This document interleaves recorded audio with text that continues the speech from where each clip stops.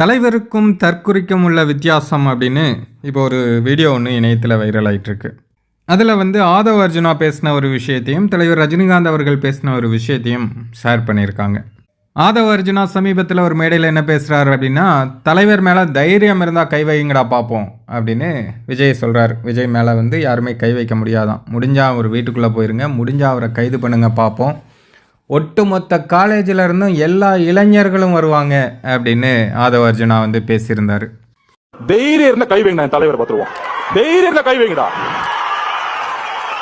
என்ன அதிகாரம் இருந்தா, போலீஸ் இருந்தா, தைரியம் இருந்தா முதல் வீட்டுக்குள்ள போயிடுங்க. நான் கேட்கிறேன், ஒட்டுமொத்த காலேஜில் இருக்க இளைஞர்களும் உங்க வீடு தேடி வருவாங்க, ஞாபகம் வச்சுக்கோங்க. தலைவர் ரஜினிகாந்த் அவர்கள் சில வருடங்களுக்கு முன்னாடி பேசின ஒரு வீடியோ, அதாவது தலைவர் அரசியலுக்கு வரேன் அப்படின்னு சொல்லிட்டு இருந்த சமயம், அப்போ ஒரு காலேஜில் தலைவர் பேசும்போது என்ன சொல்கிறாங்க அப்படின்னா, உங்களுக்கு படிப்பு தான் முக்கியம், உங்களை எவ்வளவோ கஷ்டப்பட்டு பெற்றவங்க இந்த காலேஜுக்கு அனுப்புகிறாங்க, இந்த காலேஜில் நீங்கள் படிக்கும்போது உங்களுக்கு படிப்பில் மட்டும்தான் கவனம் இருக்கணும், வேறு எதுலேயுமே கவனம் போகக்கூடாது, அரசியல் பற்றி தெரிஞ்சுக்குங்க, புரிஞ்சுக்குங்க, ஆனால் முழுசாக அரசியலில் ஈடுபடாதீங்க, நானே கூப்பிட்டாலும் கூட நீங்கள் அரசியலுக்கு வராதிங்க, இந்த 4 வருட வாழ்க்கை தான் உங்களுக்கு அடுத்த 40 வருடத்தை தீர்மானிக்கும் அப்படின்னு தலைவர் பேசியிருப்பாங்க. இதுதான் தலைவருக்கும் தற்குறிக்கும் உள்ள வித்தியாசம். படிப்பு தான் முக்கியம்.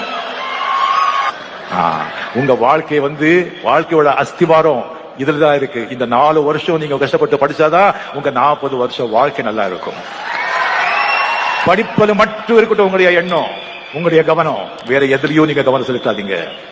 நீங்க காலேஜ் ஸ்டெப்ஸ் படிகள் ஏறும்போது நீங்க உங்களுடைய வாழ்க்கை, உங்களுடைய ஃபியூச்சர், உங்களுடைய எதிர்காலம், உங்களுடைய சந்தோஷம் மட்டும் இல்ல, உங்க அப்பா அம்மாவோட உழைப்பு, அவங்களுடைய சந்தோஷம், அவங்களுடைய எதிர்காலம் கூட சுமந்துகிட்டு அந்த படியை ஏறிட்டு இருக்கீங்க, மறந்துடாதீங்க.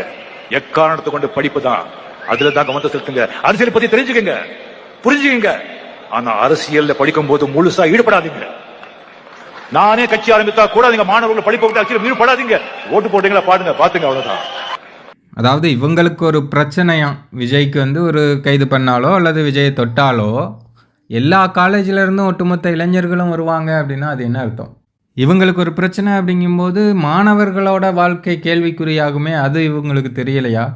சரி, எல்லா மாணவர்களும் வர்றாங்கன்னே வைப்போம், அப்படி வந்தாங்கன்னா அவங்க மேலே எஃப்ஐஆர் போடுவாங்க, வேறு ஏதாவது கேஸ் வரும், கலவர கேஸ் வரும், அதனால் அவங்க வாழ்க்கையே பாழா போகுமே, அது இவங்களுக்கு புரியாதா? இல்லை இவங்களுக்கு வந்தால் ஆள் வரணும், கூட்டம் வரணும், இவங்களுக்கு எல்லாருமே வரணும் அப்படின்னு நினைக்கிறது ஒரு தலைவனுக்கான மனப்பாங்கே கிடையாது. நல்ல தலைவனுக்கான பணப்பாங்கே கிடையாது. தலைவர் ரஜினிகாந்த் அவர்களை பொறுத்தவரையும் அவர் எப்போதுமே அவருடைய ரசிகர்களை சுயநலத்துக்காக பயன்படுத்தியதே கிடையாது. பாபா பட பிரச்சனை எவ்வளோ பெரிய பிரச்சனையாக போச்சு அப்படிங்கிறது எல்லோருக்கும் தெரியும். ஆனால் அந்த டைம்லேயே கூட தலைவர் ரசிகர்கள் யாரும் இதில் தலையிட வேண்டாம், என் பிரச்சனையை நான் பார்த்துக்குவேன், உங்கள் குடும்பத்தை மட்டும் நீங்கள் கவனிங்க அப்படின்னு தலைவர் சொல்லியிருப்பாங்க. தலைவர் கண்ணை காட்டினார்னா போதும், எல்லாத்தையுமே ரசிகர்கள் செஞ்சு முடிச்சிருவாங்க.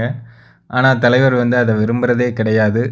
ஏன்னா தலைவர் என்ன யோசிக்கிறாங்கன்னா, அவங்க ரசிகர்கள் அதனால் பாதிக்கப்படக்கூடாது, அவங்க குடும்பம் அதனால் பாதிக்கும் அப்படின்னு தலைவர் யோசிக்கிறாங்க.